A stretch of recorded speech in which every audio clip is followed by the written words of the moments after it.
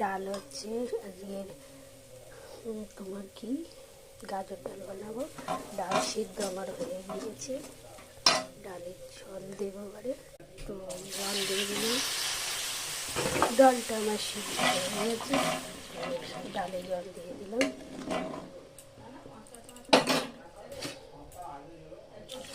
আমি ডালে সিদ্ধ করার সময় একটু কাঁচা লঙ্কা আর একটু টমেটো দিয়ে দিই।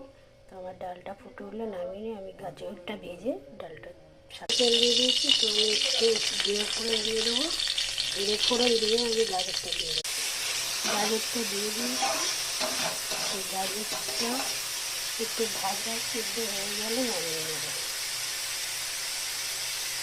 তারপর ডালটা আমি খাবার দেবো, হলুদ দিয়ে দিয়েছি, দেখো